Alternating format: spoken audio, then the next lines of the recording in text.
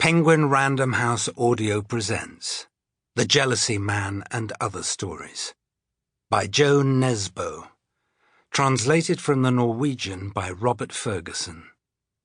Read for you by Nicholas Guy Smith, Christian Coulson, Mark Deakins, Simon Vance, Euan Morton, Alex Mckenna, Edoardo Ballerini, Anthony Mark Barrow, and Lara Sawalha.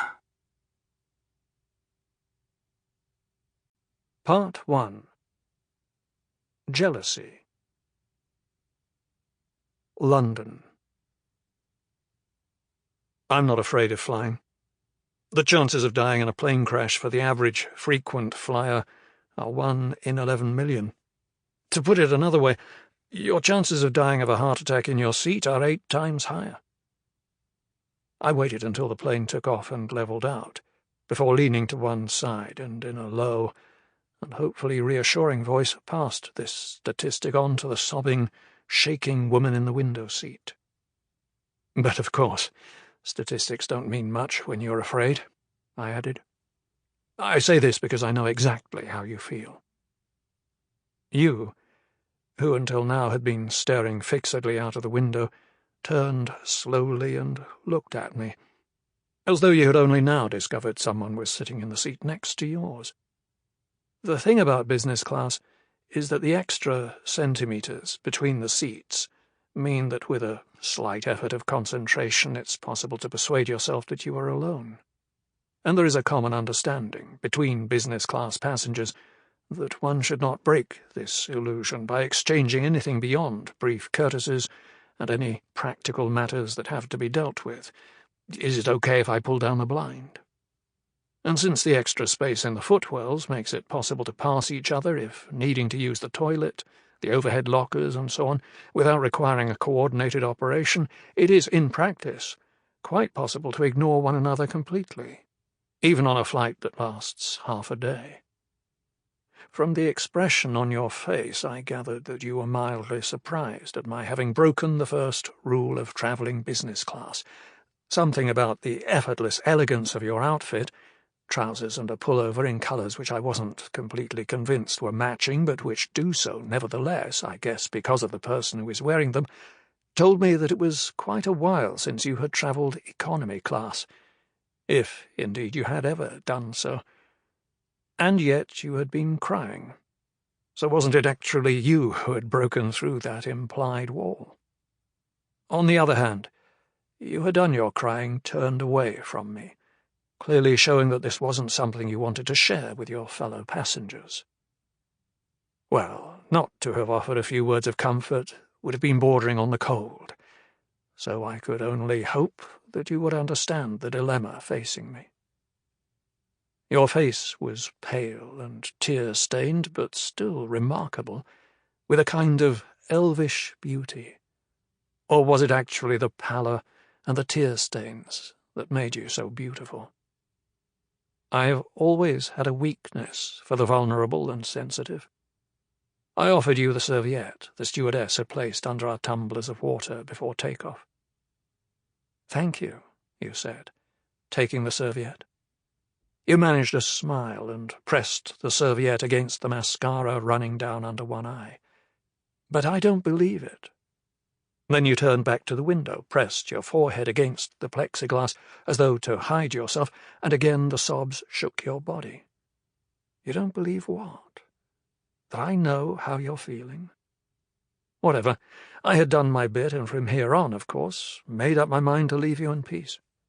I intended to watch half a film and then try to sleep, even though I reckoned I would get an hour at most.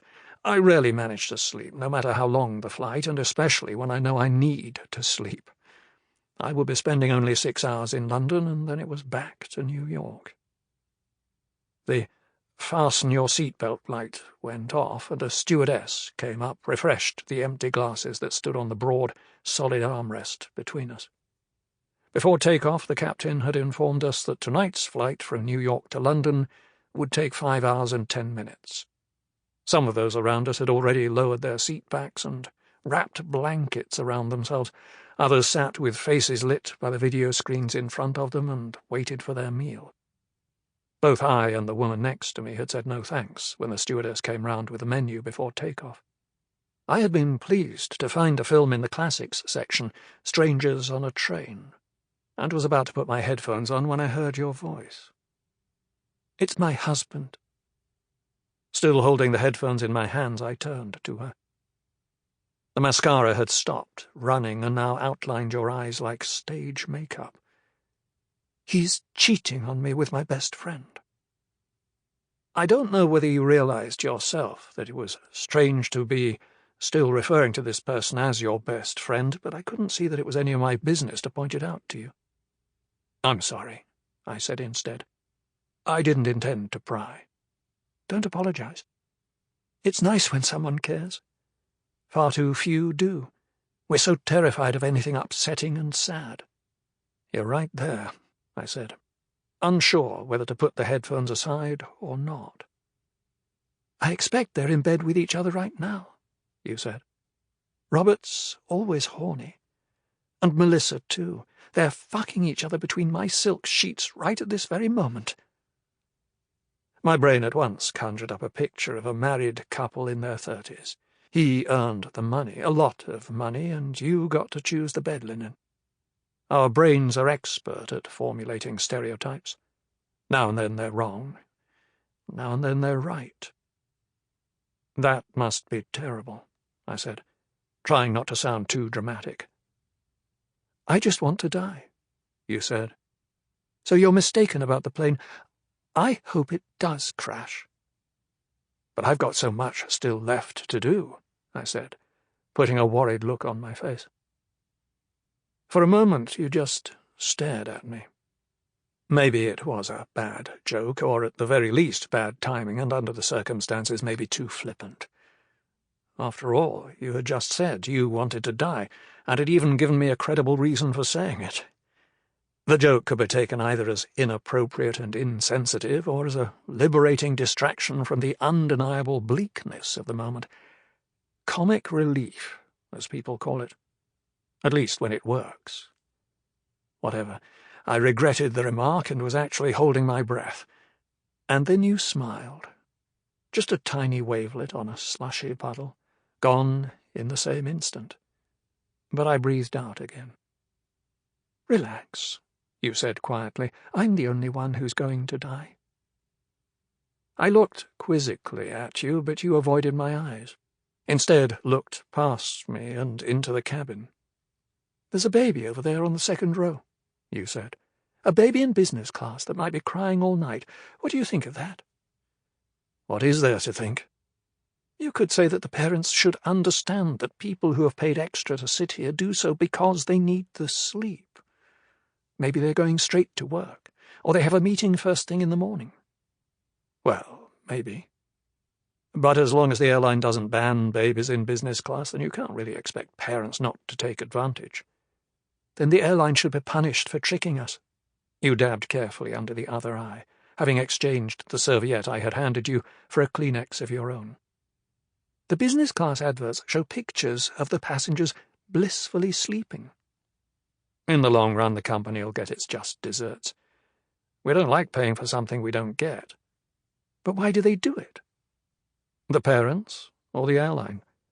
"I understand the parents do it because they've got more money than they have shame, but surely the airline has to be losing money if their business class offer is being degraded."